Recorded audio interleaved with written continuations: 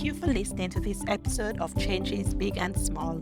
This is your host, Damian. Changes Big and Small will help you take action in your life with intention and purpose. In each episode, I invite you to accept unexpected challenges that will help you make progress to live the life that you want. To continue from last week's episode, I will be chatting about how to create and manage friendships.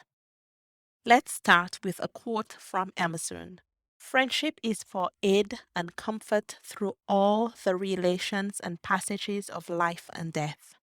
It is fit for serene days and graceful gifts and country rambles, but also for rough roads and hard fare, shipwreck, poverty, and persecution. We are to dignify to each other the daily needs and offices of man's life and embellish it by courage, wisdom, and unity. It should never fall into something usual and settled, but it should be alert and inventive, and add rhyme and reason to what was drudgery. In order to reap the benefits of friendship, you need to have a best friend or close friends. To build those relationships require attention. You need to spend time with people to build close friendships, to get to know them, and to have them get to know you. According to the work of Professor Jeffrey Hall, it takes over 200 hours before someone can be considered a close friend.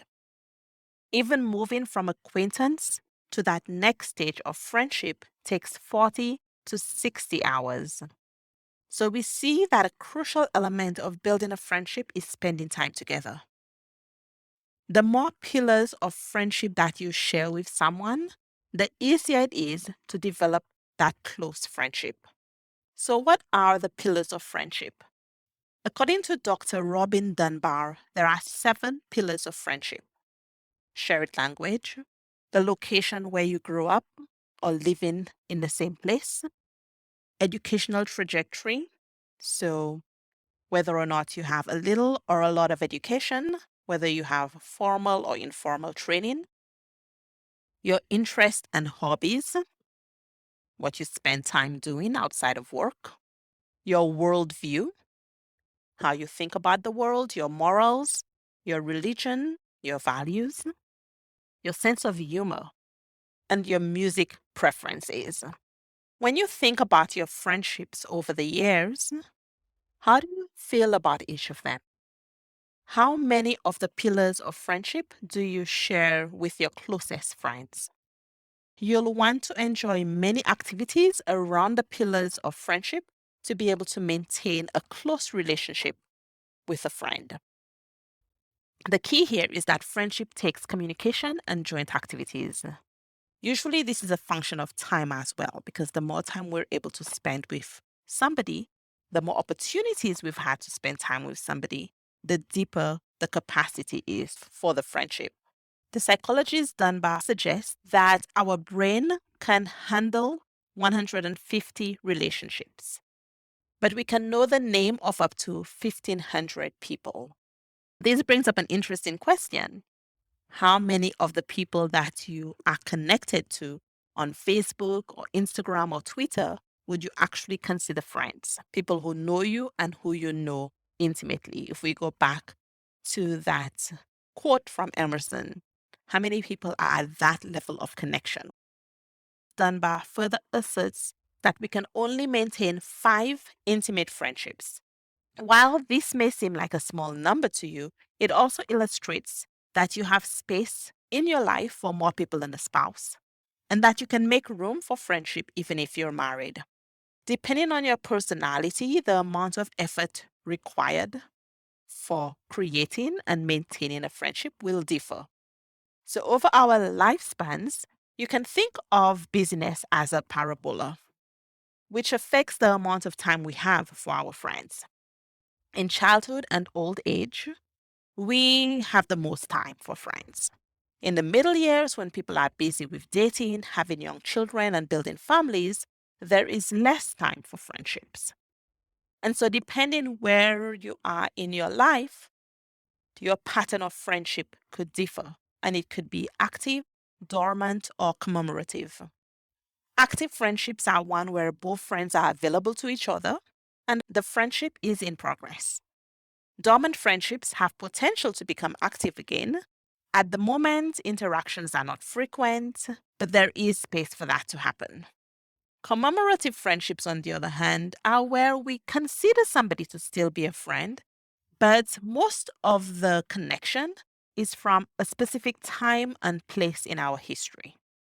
So maybe there was somebody that was your roommate at university that you became very close to, and you stay connected to them, but they're not very active in your life. They don't know very much of what's going on with you now at present.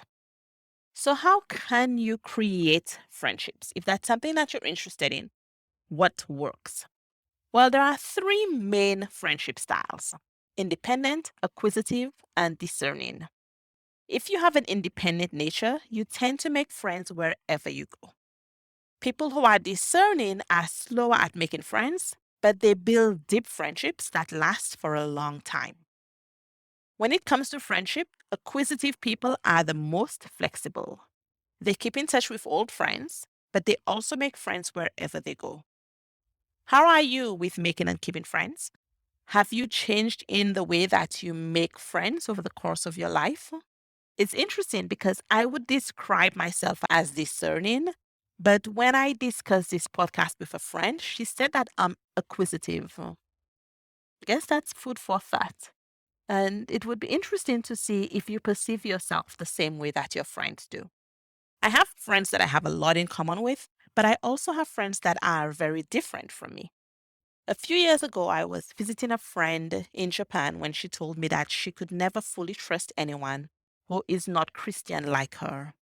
I was shocked as I considered her a close friend, and I didn't know how to respond. I guess I should not be surprised that we are no longer friends. At this point in my life, I have friends of many different religions and racial backgrounds. It might be interesting for you to think about how diverse is your friend group. At what point in your life did you meet them? And how much diversity is there within your friend group? The most exciting friendship to be in is the ideal friendship. It's healthy and it's enjoyable to both parties. These are the friendships that we want to keep.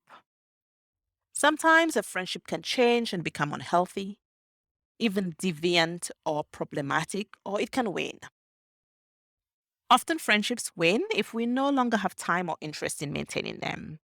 They tend to not be unhealthy, but they may be hard to maintain. So maybe you were really close to somebody, but you've changed location and you have a lot going on, or they have a lot going on, and you're no longer prioritizing spending time with them. Deviant and problematic friendships, though, are unhealthy.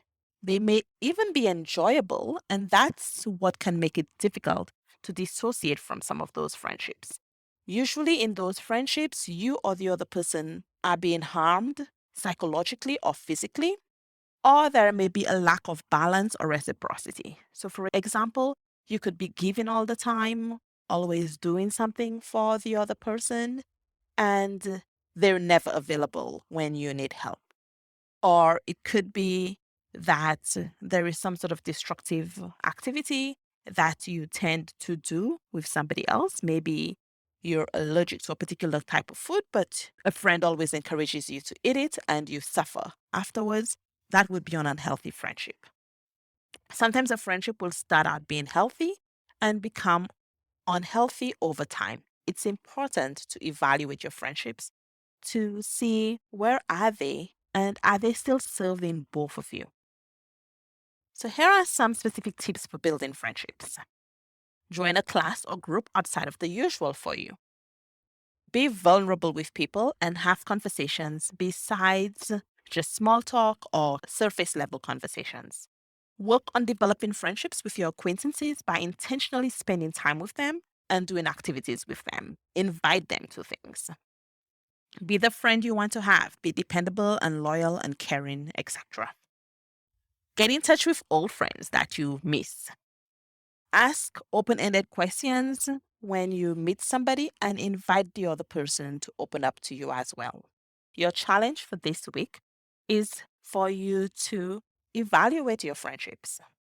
If you think about the fact that we can only have 5 close, strong friendships, who will you put in that closest circle as the people that you will be a good friend to and who you know will also be a good friend to you?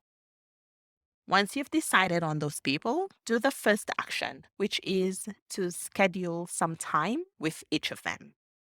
To go back to the pillars of friendship, it could be to share a joke with them.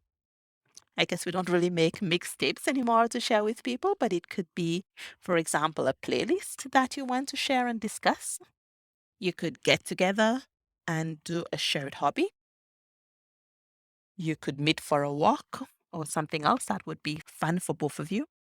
Think of each of those 5 people and plan one activity that you can do together. In person, preferably, or virtually if circumstances don't allow you to be in the same place. If you have enjoyed listening to this episode, please share it with someone else who you think could benefit.